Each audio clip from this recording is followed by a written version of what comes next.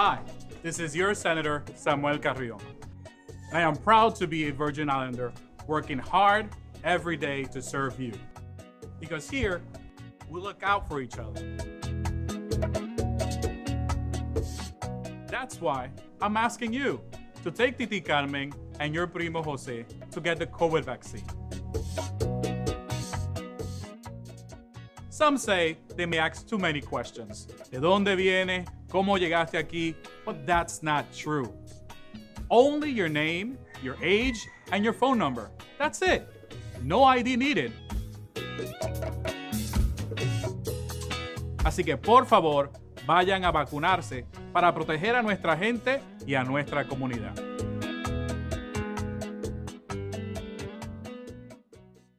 From abandoned vehicle removals to working hand-in-hand with government agencies, the private sector, and everything in between, our Virgin Islands administrators are there for you. Stay up to date about your administrators every week on Administrators Corner. New episodes premiere every Tuesday at noon on the Government House Facebook page and throughout the week on the Government Access channel. And we want to hear from you. So email your questions to governmenthouse@go.vi.gov and be sure to put Administrators Corner on the subject line.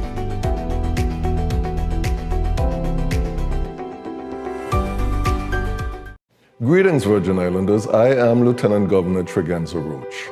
COVID-19 continues to be a serious public health threat. Many of us are going about our business as if the disease were a thing of the past. Regular double-digit surges in the number of positive cases tell us otherwise. Too many are disregarding safety protocols, increasing the community spread and putting lives at risk. As a result, there have been required closures in a number of government offices and private businesses. I understand that there is some reluctance regarding the vaccine. I personally took my time and did my research so that I could understand how the vaccine works and why getting it was my best protection. It was the right choice. Please get vaccinated and adhere to the orders set by Governor Albert Bryan Jr. and the Department of Health's guidelines regarding mask wearing, social distancing, and proper hygiene protocols. Take your best shot. Get the vaccine.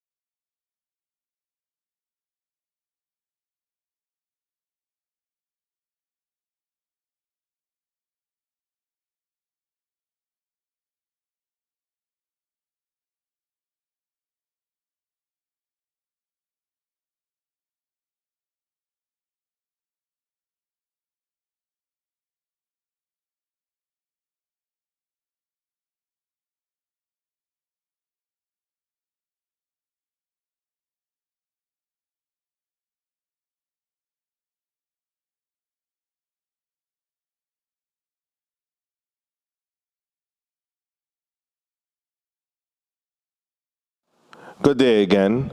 We apologize for the audio issues with our Facebook Live. Welcome to the Government House weekly press briefing and our COVID-19 update for the week of June 1st.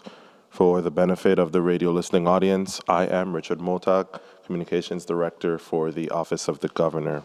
And here with me today is Dr. Esther Ellis on behalf of Health Commissioner Justa Encarnacion to provide the latest COVID-19 and vaccination numbers and information on where you can get a free COVID-19 test in the territory this week. Dr. Ellis? Good afternoon, and thank you to Governor Albert Bryan Jr. and Department of Health Commissioner Justa Encarnacion for the opportunity to speak today about COVID-19. As of May 29, 2021, the Department of Health has conducted a total of 115,336 tests, of which 3,475 individuals have tested positive and 111,861 tests were negative. There are currently 127 active cases in the territory, 107 on St. Thomas, 11 on St. Croix, and 9 on St. John. 3,249 cases have recovered, with 28 fatalities related to COVID-19. I'm very saddened to report the 28th fatality, who is an 85-year-old female on St. Thomas. Our 7-day percent positivity is 3.8%. This is mostly due to a surge in cases among unvaccinated individuals on St. Thomas. Between May 21st and May 27th, there were 121 new positives for the week. 101 of these were on St. Thomas, 14 on St. Croix, and 6 on St. John. The majority of these were among those who are unvaccinated, students or minors, worked in accommodation and food services, or public administration, or healthcare and social assistance, as well as age ranges of 18 to 49-year-olds. From our hospitals, the Governor Juan F. Louis Hospital and Medical Center reports 0 COVID-19 admissions. The Schneider Regional Medical Center reports 4 COVID-19 admissions, of which none are vented. We have seen new positive cases related to parties and other gatherings, and on behalf of Department of Health's Environmental Health Division, I would like to remind you that approval is required to hold special events outside of what is allowed through the executive order. Event organizers and promoters wanting to hold an event outside of the executive orders need approval from the Department of Health, Division of Environmental Health. To request to hold an event, party, or functions, a special events request form must be submitted to inspections.deh for Division of Environmental Health at doh.vi.gov at least 14 days or 2 weeks before the event. The form is available through email and at the Department of Health offices on St. Thomas and St. Croix. The form can also be found online at doh.vi.gov/programs/environmental health. In addition to the special events request form, all promotional materials must be shared with the Department of Environmental Health at inspections.deh@doh.vi.gov before public distribution. The COVID-19 Task Force has the right to conduct compliance inspections. If found to be out of compliance, a cease and desist order will be issued for the event. Recurring events at licensed establishments, holding a valid health permit, and license from the Department of Licensing and Consumer Affairs must abide by the executive orders and are not required to submit a special events request form, unless requesting a variance outside of the executive orders. All events, including those held at restaurants, event halls, must meet all guidelines outlined by Governor Albert Bryan Jr. and Health Commissioner Justa Encarnacion. We want to keep people out of our hospitals and bring our COVID-19 numbers down to 0. The only way to do that is if everyone follows the COVID-19 guidelines and if we use our best tool to fight this pandemic, the COVID-19 vaccine. This recent surge in positive cases is preventable. Anyone 12 and older can get the COVID-19 vaccine by walking into any of our community vaccination centers, by calling 340-778-2227, or by scheduling yourself online at COVID19USVI.com/vaccines. We are still offering pop-up testing, which is the rapid antigen test, for anyone that is not vaccinated. For anyone that is sick or a close contact of a confirmed case, we do PCR at our daily drive-thru. Our EPI hotline remains open 7 days a week from 8 a.m. to 10 p.m. for callers to report suspected cases of COVID-19 at 340-712-6299 or 340-776-1519. You can pre-register for pop-up testing online at COVID19USVI.com/testing. Here are our upcoming events. St. Thomas at Home Depot today from 1 to 3 p.m. St. Thomas at Fort Christian Parking Lot Thursday, June 3rd from 1 to 3 p.m. St. Croix at Home Depot Thursday, June 3rd from 10:30 to 12:30 p.m. St. John at the Vipa Gravel Lot Wednesday, June 2nd from 1 to 4 p.m. Thank you to everyone that has made the choice to get vaccinated. So far, 40,694 people have obtained at least one dose of a vaccine, which means that 51.3% of our eligible population that can get vaccinated has at least one dose.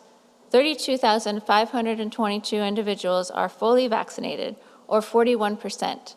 Anyone 12 and up is eligible to receive the vaccine. Please make sure to have a parent or guardian accompany any minor wishing to get vaccinated, and bring an ID for both the minor and the parent or guardian. Whether fully vaccinated or not, everyone should follow the Department of Health's recommendations and local travel requirements that can be found at USVIupdate.com. For more information on the governor's executive orders, visit vi.gov. The Department of Health and its partners continue to work together to fight the COVID-19 pandemic, but it takes all of us.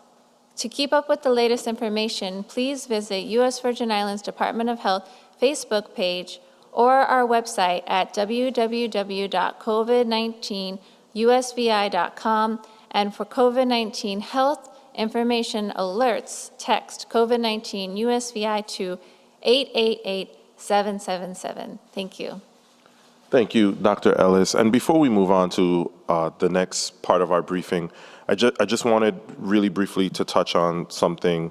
I think there are a lot of people in the community who seem to think that the vaccine or getting vaccinated is an exercise in futility because it doesn't necessarily prevent you from getting the vaccine. But I think it's important for us to let the public know at this current juncture that everyone who, all of the recent cases of COVID that we are seeing in the territory are amongst individuals who are unvaccinated. So I think that's an important thing that we need to let the community know. So moving along, the administration continues to send out stimulus checks under the American Rescue Plan. Because of the COVID-related closure at the Bureau of Internal Revenue office in St. Thomas, we were delayed getting out the latest batch of stimulus payments to Virgin Islands residents last week. However, the Department of Finance has reported that those 9,000 checks totaling approximately $17.5 million will be mailed out this Thursday, June 3rd. So go check your mailbox if you haven't received your stimulus check as yet. They should be in the mail June 3rd. If you have questions about your stimulus payment or income tax return, contact the Bureau of Internal Revenue's hotline at 340-714-9325. As you can imagine, there are thousands of people trying to get through to the hotline, but their offices, and that being the Bureau of Internal Revenue, their offices in Sunny Isles on St. Croix and in Red Hook on St. Thomas are open Monday through Friday, 8 a.m. to 5 p.m. In some non-COVID related news this afternoon, Governor Bryan recently submitted the first ever two-year executive budget to the President of the 34th Legislature on Friday. This two-year executive budget represents a balanced budget and was submitted on time, as with the governor's previous two budget proposals.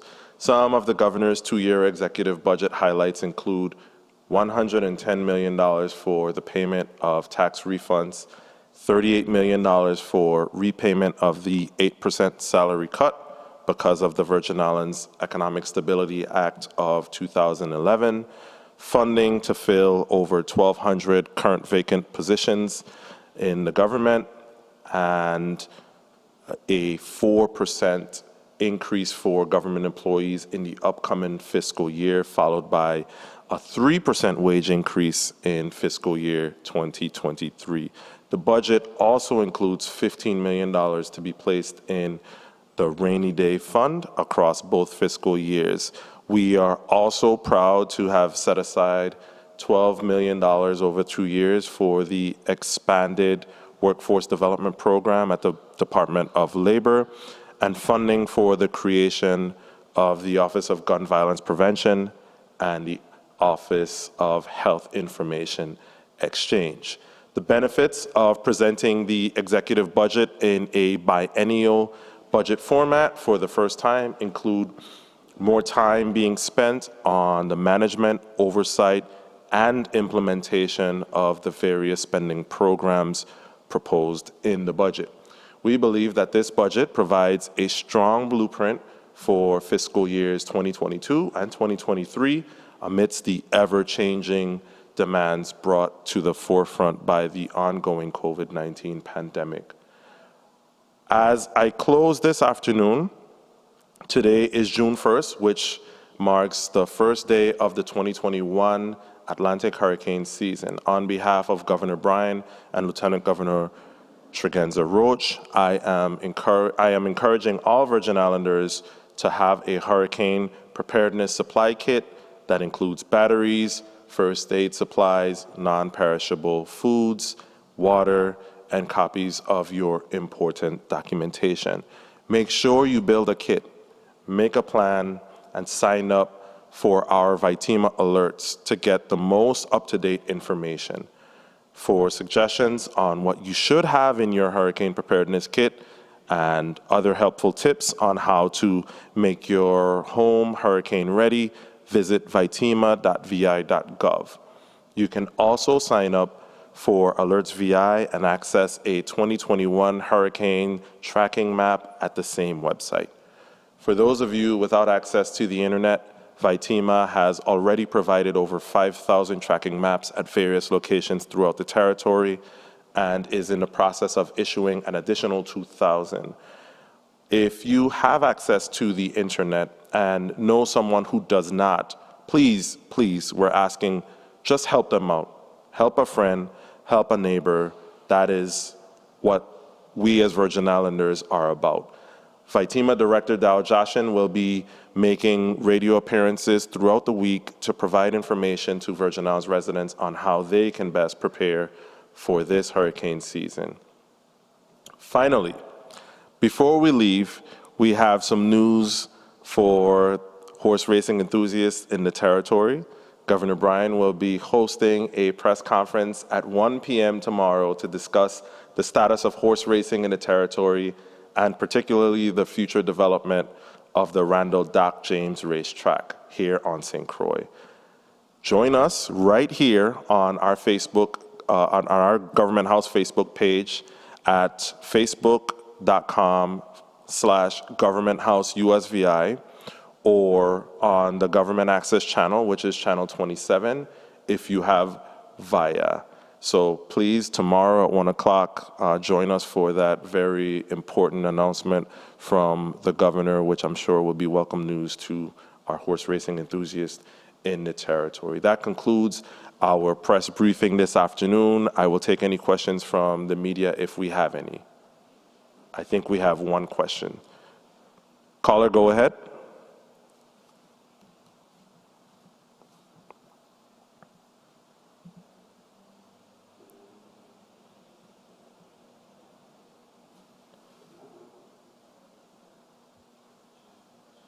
Okay, I think that caller has dropped off of the line. So that concludes our press briefing this afternoon. Please continue to wear your mask, remain socially distant, and take the vaccine now that it is available. Have a good afternoon, and we will see you here next Monday. Thank you.